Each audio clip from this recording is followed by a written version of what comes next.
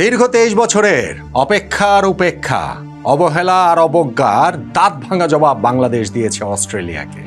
23 বছর ধরে যেই অস্ট্রেলিয়া বাংলাদেশকে টেস্ট খেলতে ডাকার যোগ্য বলেই মনে করেনি, চারবার যারা সেই টেস্ট সফর বাতিল করে দিয়েছে বিভিন্ন অজুহাতে, যেগুলো বাংলাদেশের জন্য ভীষণ রকম অপমানজনক ছিল, সেই অস্ট্রেলিয়াকে প্রথম সুযোগেই 23 বছর পর যখন বাংলাদেশ হারিয়ে দেয় ডারউইনে, সেটা অবশ্যই দাঁত ভাঙা জবাব।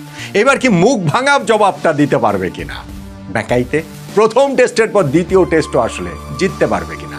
দাঁত ভাঙা জবাবই যথেষ্ট, কিন্তু মুখ ভাঙা জবাব দেওয়াটাও কতটা কর্তব্যের জায়গায় বাংলাদেশের রয়েছে এবং সেই সম্ভাবনা কতটুকু, সব মিলে একটু আলোচনা করতে চাই। তাই বলে ডারউইন থেকে ম্যাকাই প্রথম টেস্টের ভেন্যু থেকে দ্বিতীয় টেস্টের ভেন্যুতে যেতে বাংলাদেশের ক্রিকেট দলের যে 13-14 ঘন্টা সময় লাগলো, বাংলাদেশ টিম যে এইখানে লাগেজ মিসিং হয়ে গেল, বাংলাদেশ টিমকে যে এইখানটা থেকে গিয়ে ওই চার্টার ফ্লাইটে না নিয়ে অন্যান্য যাত্রীদের সঙ্গে নিল, এইটা কি প্রথম টেস্টে অস্ট্রেলিয়া হেরে যাবার কারণেই করেছে কিনা, সবগুলো নিয়ে একটু আলোচনা করতে চাই।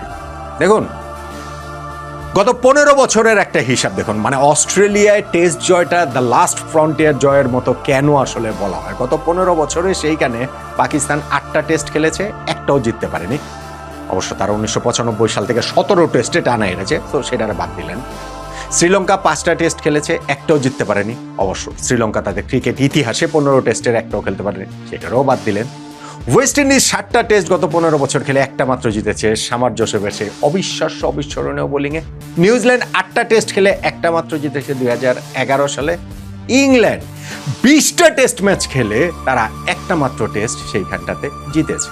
তো বাংলাদেশের যে গত 15 বছরের যদি রেকর্ড ধরেন, এক টেস্ট খেলে একটাই বাংলাদেশ জিতে গিয়েছে। এই রেকর্ডের কাছাকাছি শুধুমাত্র সাউথ আফ্রিকা এবং ভারত আসতে পারে। সাউথ আফ্রিকা অস্ট্রেলিয়ার মাটিতে গত 15 বছরে 9টা টেস্ট খেলে 3টা জিতেছে, আর ভারত 21টা টেস্ট খেলে 5টা ম্যাচ জিতেছে। এখন একটা টেস্টকে বিচ্ছিন্নভাবে নেয়ার কি কোনো উপায় আছে? বিচ্ছিন্নভাবে একটা দেখলাম, এটা করলাম যে না ঠিক আছে, এটা সেইটা উপায় নেই, সেটা আমি আন্ডারস্ট্যান্ডেবল, এটা বোঝা যায়। কিন্তু স্টিল বাংলাদেশ অস্ট্রেলিয়ায় গিয়ে এটা শুধুমাত্র একটা টেস্ট ম্যাচ জেতেনি, এটা শুধুমাত্র ক্রিকেট ইতিহাস নার্চার করে দেয়নি, এটা শুধু ক্রিকেট হিস্ট্রির one of the greatest ever upset তারা ঘটায়নি। বাংলাদেশ আসলে অনেক কিছুর জবাবও দিয়েছে। আর আমি এই আপসেট শব্দটা নিয়ে সবাই এত আপসেট কেন, আমি সেটাই বুঝছি না। সবাই মানে কি, অনেকেই, আমি অনেক জায়গাতেই আলোচনাটা দেখছি যে না বাংলাদেশ যে জিতেছে সেটা অঘটন না। ভাই, অঘটন শব্দটা তো অপমানজনক না। এটা বাংলাদেশের কীর্তিকে খাটো করে দেখার কিছু নাই, এটা বাংলাদেশের অর্জনকে ম্লান করে দেখার কিছু নাই, বরং আমি মনে করি বাংলাদেশের অর্জনটা তাতে আরো বেশি বেড়ে যায়। অঘটন কিন্তু জিনিসটা এরকম না, আমি বলতে শুনছিলাম যে না টেস্ট ম্যাচে অঘটন ঘটে, ভাই ঘটে না, ঘটবে না কেন রে ভাই? অঘটন জিনিসটা হচ্ছে কি, আপনি খেলা শুরু হওয়ার আগে যেই রেজাল্টটা যত অপ্রত্যাশিত, সেই রেজাল্টটা যদি হয়ে যায় ম্যাচে, সেই ক্ষেত্রে সেটা তত বড় অঘটন।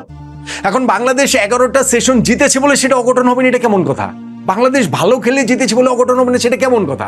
কেন অঘটন শব্দটাকে নেগেটিভলি এইভাবে আসলে পোর্ট্রে করা হচ্ছে, আমার এটা আসলে কোনো আইডিয়াই নাই। তাহলে তো ভাই খেলাধুলার এই অভিধানে অঘটন, আপসেট এই শব্দটাই আসলে থাকার কথা না, থাকতোই না। কেননা ভাই, এটা তো যেই দল ভালো খেলবে তারাই জিতবে। টু সাম এক্সটেন্ট কোথাও না কোথাও কোনো একটা দলকে বেটার খেলতে হয় বলেই তারা জেতে, এবং ক্রিকেটের মতো স্ট্যাট ড্রিভেন খেলাতে সেটা আরো সত্যি। ফলে বাংলাদেশের এই জয়টা আমাদের ক্রিকেট মানে টেস্ট ক্রিকেটের 150 বছরের ইতিহাসের one of the greatest ever upset.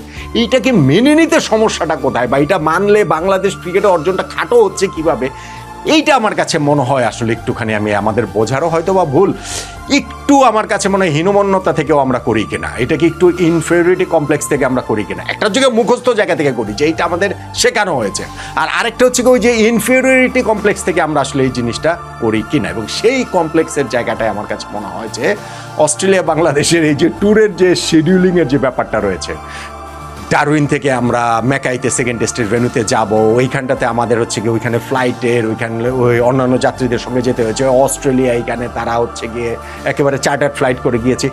এগুলো তো ভাই আগে থেকে ঠিক করা, এই ফ্লাইট শিডিউলগুলো আগে থেকেই ঠিক করা, ট্যুর শিডিউল আগে থেকেই ঠিক করা, Bangladesh cricket board Australia cricket board মিলে ঠিক করেছে।